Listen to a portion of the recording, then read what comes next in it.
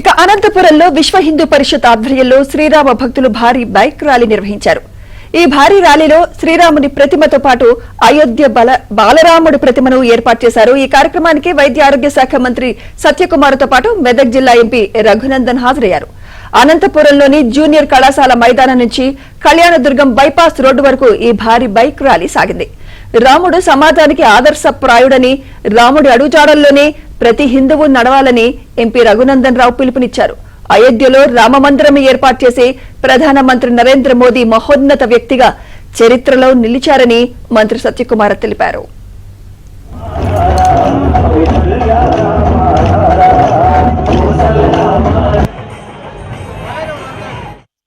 హనుమంతుని శక్తి తెలియదు, అట్లే మా అనంతపురం హిందూ బంధువులకి వాళ్ళ శక్తి తెలుస్తలేదు.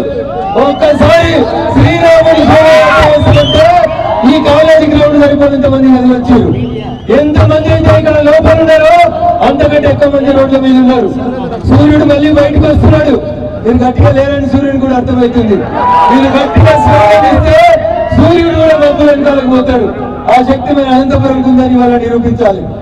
దయించి నేను మీకు ఒకటే ఒక విజ్ఞప్తి చేస్తా ఉన్నా. రాముడు సూర్యవంశీయుడు కాబట్టి ఆ రాముని పేరున జరుగుతున్నటువంటి ఈ అనంతపురం శోభయాత్ర ఎంత గొప్ప ఉంటుందో చూద్దామని మన సెల్ ఫోన్లతో పాటు ఆయన కూడా ఫోటోలు తీసుకుంటూ వచ్చింది.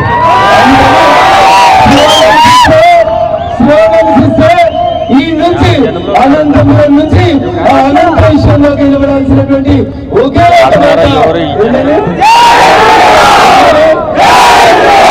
ఎవరి పక్షానికి వివక్ష లేకుండా అందరికి కూడా పుస్తకాలను అందిస్తూ అందరికి కూడా సంక్షేమ పథకాలను అందిస్తూ ఇవాళ అందరి జీవితాల్లో వెలుగులు నింపుతూ సాక్షాత్తు శ్రీరామచంద్రుడు ఏ మార్గం నేర్చుకున్నాడో ఆయన అడుగుజాడల్లో నడుస్తూ ఒక